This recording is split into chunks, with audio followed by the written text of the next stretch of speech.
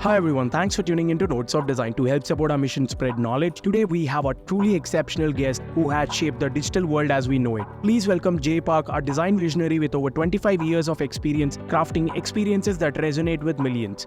He brings his design leadership to lead new business innovations and build design teams at scale. He seeks to bridge business and technology goals with humanity. Jay has been the forefront of innovation, leading design teams at tech giants like Google, Amazon, and Microsoft.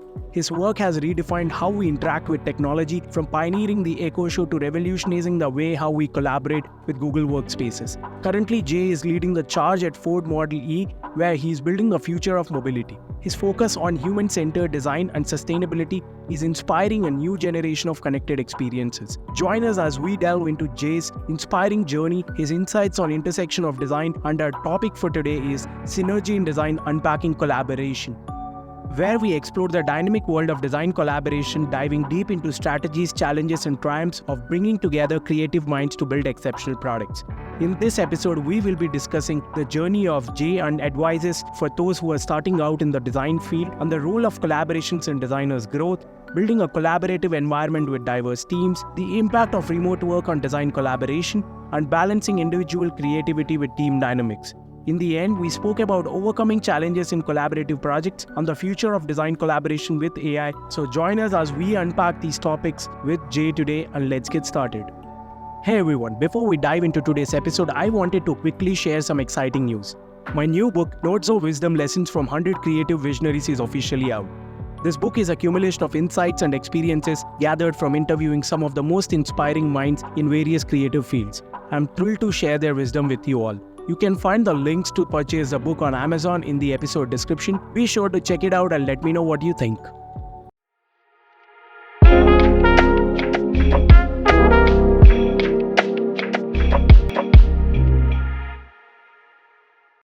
Hi everyone, thanks for tuning into Notes of Design. Today we have a very special guest with us. Hi Jay, welcome to Notes of Design. Thank you for having me here. So how was your day so far, Jay? Great day. Working on the East Coast time and the West Coast time, doing some digital remote work, and then going into the office, looking at physical work. So what could you ask for? That's wonderful, Jay. So could you just give a brief about yourself to our listeners out there?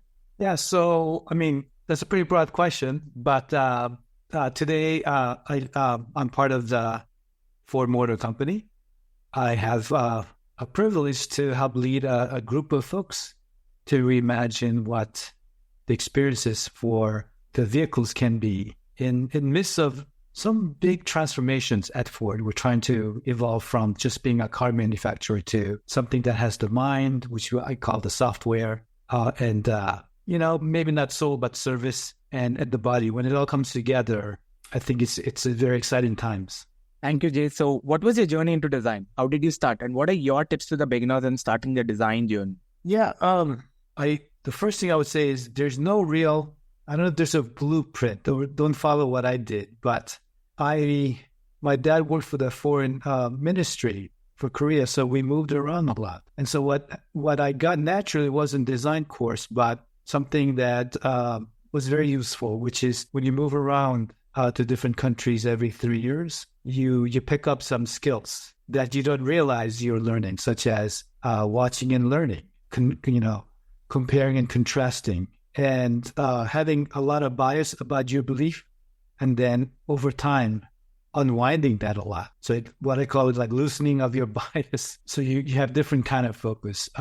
Try to then understand who we are, because there's a lot of similarities when we look so different. All those things was kind of preceding my wanting to be creative, but I think I picked up creativity as a way to handle the chaos of the change. Moving culture every 3 years is pretty hard, whether your body, I think psychologically, I'll be honest, was hard, but I always went in there with curiosity. So that was kind of like the primer. And so I started by liking, I think, art first, and I thought I would be a painter. And then I studied industrial design at RISD, and there I learned a very different skill set. The skill set was kind of different kind of problem solving and really thinking about human as the problem space of how do you design for a human. We use that word a lot, actually. And then you were sort of a person of one, designing through research and prototyping. And I really like the making part. You had to, at some point, decide when are you going to start making. I think that's a really big part of the curriculum. You learned about storytelling, because at the end you had to present your story. Why did you do what you did, and how did you solve anything that you noticed? So those are kind of the high level things that were part of my journey. When I think about tips, I think there are many cues, and it's not that straightforward again. I don't think you go, I want to be a designer. But usually if you're asking a lot of questions, if you're curious, those are good signs. If you see problems, and if you, even better, if you think about solutions, your needle's starting to move around that design area, right? Or another good sign is like you're starting to see the world differently. I sometimes call it you're dissolving what you see in front of you, and you're kind of translating into your own kind of points of view. Those are, I think, really good, strong signals that you should look into this thing called designing. Thank you so much, Jay. So let's begin our episode into synergy in design and unpacking collaboration. So could you share with us, how do you define collaboration in context of design and how it helps designers grow? Yeah. So I think, we don't have to collaborate, I guess, if we don't want to. I looked up the word collaboration, and it's interesting. There's often with many English words, it's rooted in Latin. And there's really two things there. There's there's a prefix com, which stands for, also can transform to call, colleague, collect. So there is that kind of like working together parts together. And then, collaborate. The elaborate part is the labor part. So you're laboring together is what it translates into. And so my thinking is like, hey, the first question is like, why are you laboring together? Or do you know you're laboring together? It's kind of the question. And, so I had this talk at Oracle Design Week it touched on this theme about how do you work together to create systems? And how can you be platform-centric when there's this tension around being app-centric, whether it's an actual product or service or just the way you work. And not to get too divergent, but I think one thing that I wanted to emphasize was I'm not sure if people realize 99% of us, our DNAs are common. We're only differentiated by 1%, which is pretty interesting if you think about it that way. And so inherently we are very similar, but our 1% is strong. The moment you're born, you're looking for yourself, right? We call it the hero's journey. And when you go to work, I don't think we have solved that yet. So the 1% is very strong in us, let alone our ability to work together. So we create this tension, whether we realize it or not. And then you can do all the divisions, if you like, between orgs and products and service and apps and platform. And so one thing that I think about is, if you're working together on a large scalable product or service, is there some unifying thing that ties things together? And is there a collective narrative or why that can propel you to have greater lift to think about your mission together? Thank you, Jay. That was really wonderful. So how do you foster a collaborative environment among designers with vastly different styles and perspectives as a design leader? How do you handle conflicts of creative visions within your own team? Yes, I think to me, it's a bit of an alchemy, meaning there's no right or wrong way, but I think the teams that know, I think you have to create some kind of framework. And I've used different terms. You might have heard of diamonds, right? You diverge and converge. There's a comedian, John Cleese, the person who did a lot of Monty Python writing. He has a talk about creativity, and he talks about open mode, closed mode. So knowing that creativity has a different space where you want to entertain ideas, let's say, is different than when you're at a point where you need to make some calls and converge. And of course, in a world of software, you have quite a bit of runway to iterate on your hypotheses. So I think those are the ways in which, if you structure, you are looking for different kinds of collaboration between, the modes you're in, if you will, and then there are different, so there's different, if I may, so amongst design also, I always think there's three big muscles and they have to kind of go together and not in any priority order, but I call them there's the taste making muscle, there's the rule making muscle, and there's the storytelling muscle. And those three things have to be in union. And for it to be in union, they shouldn't work in a linear way. Often this can happen, right? In a large company, I come up with the rules in the wireframes, right? You paint it, and then I'm going to present it. How many times do you express it? Pretty often. What you want to do, that's what you don't want to do. What you want to do is respect those three muscles in union so you can kind of go through the journey of design. And I find sometimes it's more stressful for folks, right? There's a lot more tension in it, but when you can go through that kind of process of the union, I think you'll end up with better results. Thank you, Jay. So can you talk about a project where collaboration in your teams led to breakthrough in design process? Yeah, I'm not sure if it's necessarily breakthrough to the design process, but, I think as a designer, you have to kind of adapt to the work and environment and see what you can leverage. So an example of that might be when I was at Amazon, and I was there for about 8 years. The great thing about that company was and they still do, they have leadership principles. There's, I don't know how many they have now. I think there was like over 10, but the three that I anchored on, just to simplify, was there was invent for simplify, deliver results, right? And customer obsession. So I picked those three things and said, wow, I'm going to use these. And so how I used it was I said, well, customer obsession goes first.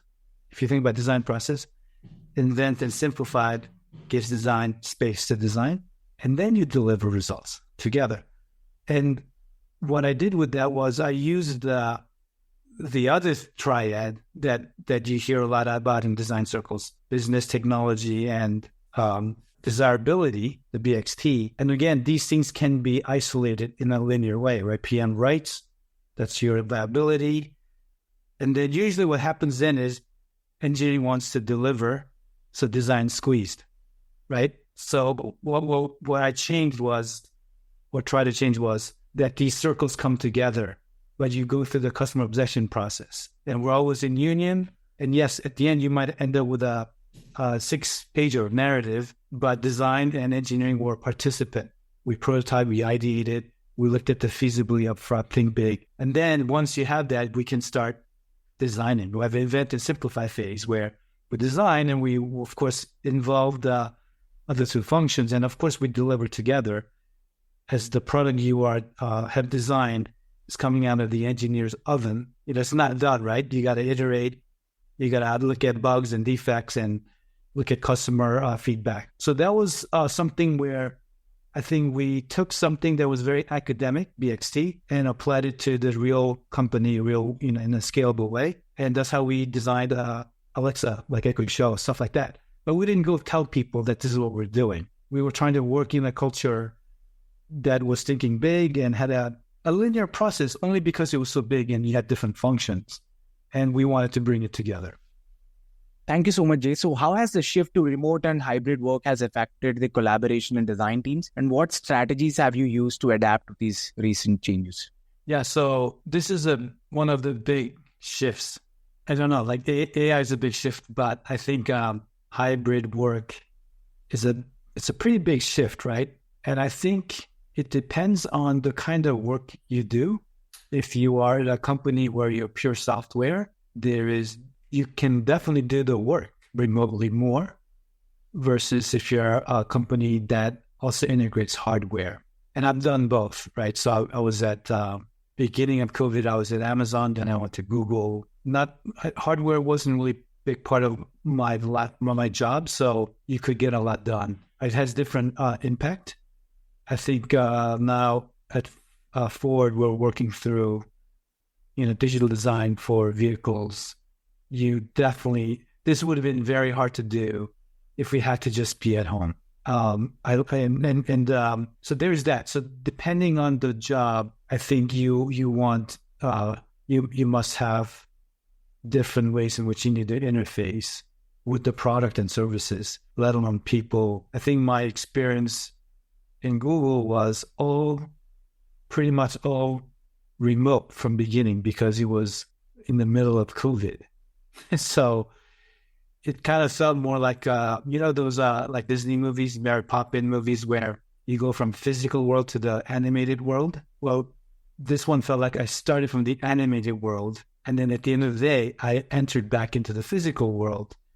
And there's a bit of a displacement there because everything is just a window.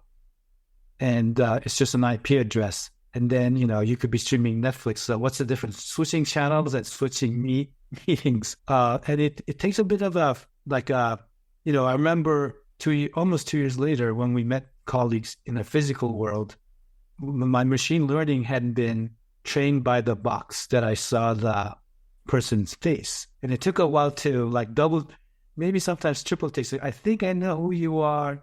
It's the first time I'm computing this with a full body. So it takes a while to recognize it and keep it in your memory. I think you run into those displacements.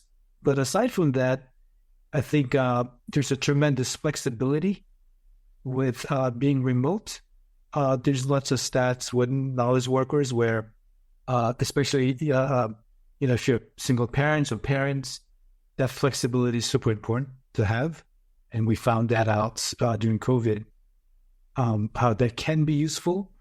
Not everyone has or can afford a workspace, especially if you have partners that are working. So that creates a different kind of tension in the home. So not everything's equal. Some companies require heavy security, or at least that's what the reason is to come into work.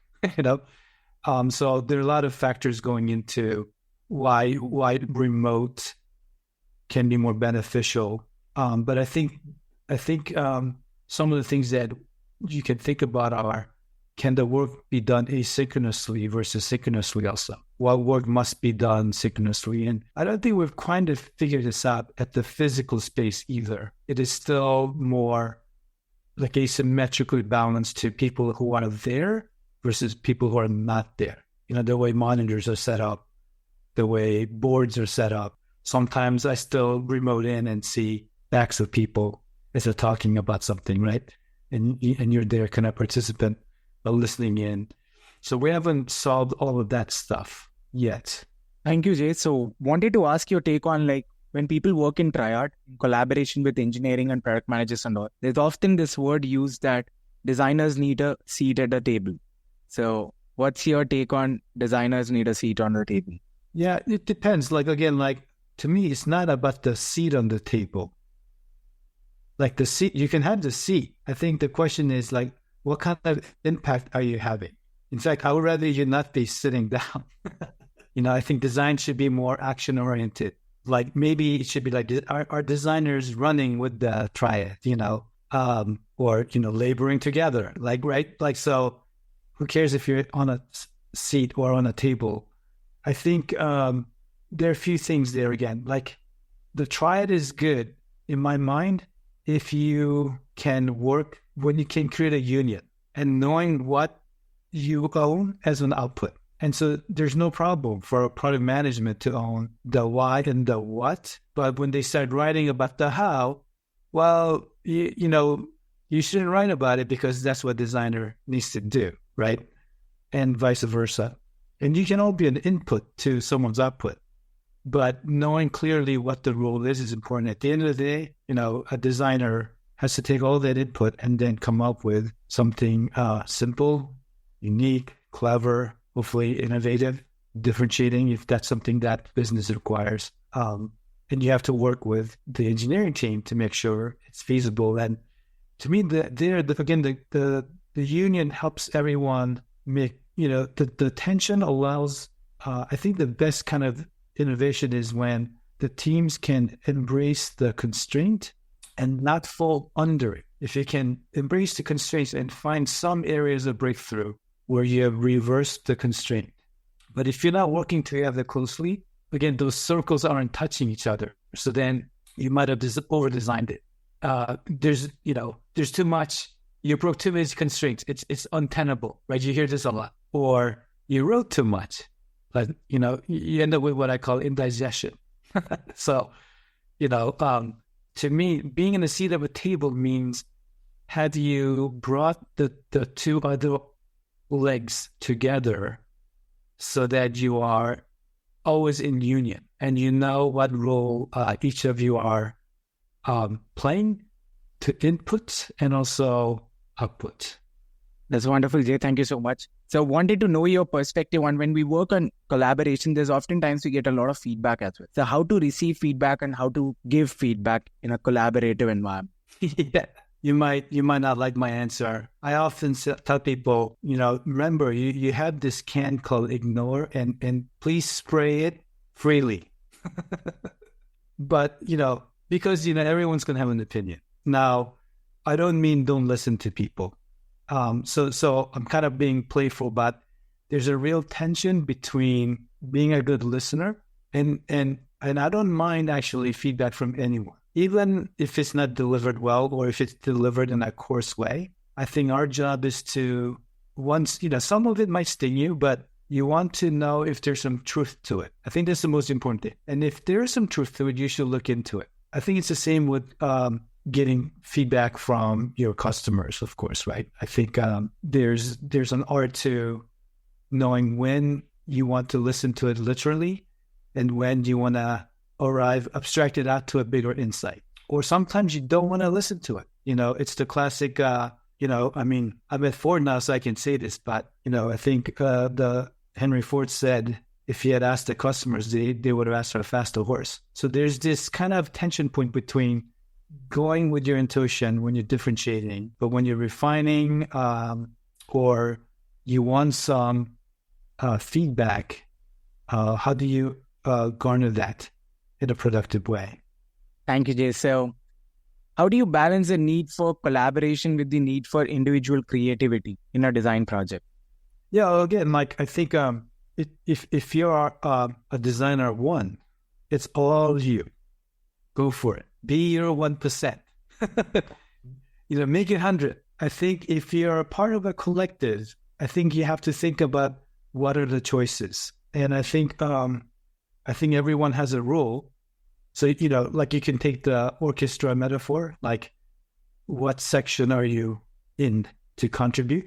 But there's usually a plot and there's usually a conductor. But I think, you want to not have too many conductors. Otherwise, people won't be able to follow the beat or the emotion you're trying to garner. So it's a different kind of collaboration, but you can clearly express yourself. And another analogy I've used in the past was you could be, let's say, a bookstore.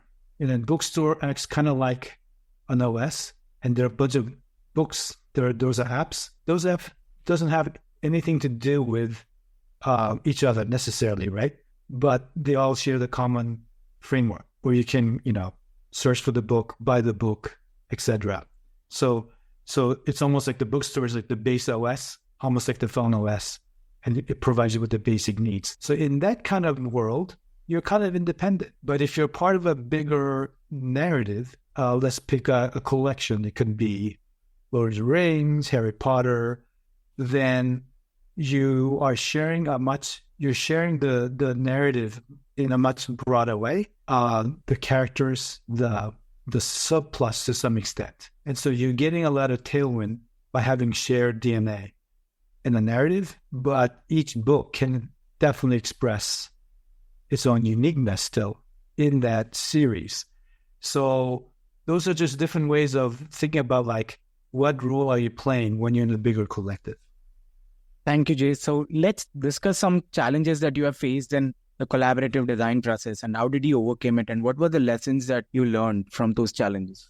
I think, I can speak to three different kinds of challenges, right? One is amongst design peers or design group. What are the challenges that can happen there? Then there's the challenges we often talk about between cross-functional partners, and then you can also talk about the corporate culture, and any one of those are very interesting challenges that I'm sure everyone has had. And so I think corporate culture is an interesting one because, often the companies, you have to kind of ask the question, like, what does it mean to be a designful company? What are you looking for? And so usually what I think about are, what is your mental model for what a design function should do? Why are you hiring a design leader? Sometimes it might sound superficial. So then your job is, or there might be a genuine intent of wanting to establish real good design excellence. But then you kind of have to walk a bit of like, unpack what that means, right? Like, well, to have design excellence, you have to establish a bunch of basic needs. Like, do you have the right skilled leaders who can bring the craft of design, storytelling of design, customer-obsessed perspective? How do you garner customer feedback? Does it scale? In a technology world, we have challenge with having too much usage data, but it's sometimes we get too inundated with it. Like someone can tell us, hey, that search box, people are idling it for n seconds, so it means they don't know how to use it. Well, we can just go ask some people. You can just go watch people and see if that's true, right? So there's a balancing act around. We have a bit of asymmetry on how we handle usage data and manage satisfaction. So those are all the different elements of design that can be challenging at a corporate culture. And I think the job of a design leader is to establish what I would call just center of excellences on them. I think for a cross-functional kind of tension, to me, it's about breaking the linear process by function into more dynamic union of the three functions through some diamond or open or closed modes. And I think if you can establish that, the results will be much better. And you have to know how to identify it. Sometimes, like if you just kind of looked at B as product and T as the technology and X as experience, if you can go into any company or work and see how those circles are formed, it's a very interesting exercise. Sometimes you'll see there are three of them are just separated. That's not good. Sometimes B and X is connected, but not T. That also is a disaster. Sometimes is B and T only, and X is left out. Whereas X and T, so lots of ideas and building a lot of stuff, but it doesn't have any viability or the right reason. So you can find a lot of different shapes that needs to be fixed or corrected to have that balance. Thank you so much, Jay. So how do you envision the future of design collaboration with advancing AI technologies? You mean with AI or with people? With both. With both. Yeah, I don't know. Like, I think to me, I'm sure there's much more smarter people who'll talk about AI than I will. I think in some ways it's a very powerful tool for design to design with. I think the advances of it can really turbocharge your productivity. So that's a good thing. I think the interesting thing will be, like, I like the speed, but then question is like, I kind of like going 0 to 60 on my own. I mean, as a creative, that's the blank canvas. There's not many times when you approach a blank canvas, and then how you're going to approach it, how you're going to get that velocity of 0 to 60 is like innately creative act. And so how AI helps you get there, I don't think speed is always the best thing, right? I get it, but then I think it's something that we should just kind of think about. It's not clear to me yet, but it's definitely a powerful collaborate. I mean, if you think about it, like now you're sharing labor with something that can be super powerful. And we're making advances just like, feels like every other day we look at the news, there's more advancement. So it's going to be a powerful tool that we definitely should hitch a ride and try to harness. Thank you so much, Jay, for sharing all these wonderful insights with us. So could you please share with us how does your day look like? Any interesting stories? My day, it depends. I think sometimes I'm remote, sometimes I'm in an office, looking at designs. Again, since we're working on digital experiences in vehicles, I love the physicality of it. We put it on bucks. Sometimes we drive it, and we interact with things that's physical. So it's pretty exciting. Like it's a combination. Thank you, Jay. So we'll conclude the episode by your 3 favorite book recommendations and also people who inspire you the most in this space. I think from the book's point of view, I would say some of the 3 recent books that I read. One is called I'm trying to find there's a book called 1,000 Brains by Jeff Hoggins. It's a pretty good. Now that there's a lot of talk about AI, I find that to be very interesting. I think the other book, this is not a new book, but thinking through. I'm a pretty big fan of Joseph Campbell. I'm not sure if you are aware of him, but so I just reread The Power of Myth. I think that's really good. Again, I think he's someone, in some ways, he's got the designer mindset. He has studied across many cultures to look at commonalities. So I thought that was it's pretty powerful. And just recently, I read this book called Ministry of the Future. It's a science fiction book, and that's pretty powerful. And it's all about the impact of the climate change and how you manage it. So those will be the 3 that I recommend. Thank you so much, Jay, for sharing all these wonderful insights with us. We are looking forward to host you again in our future episodes. Thank you so much for your time. Thank you. Thank you for having me. I hope it was useful.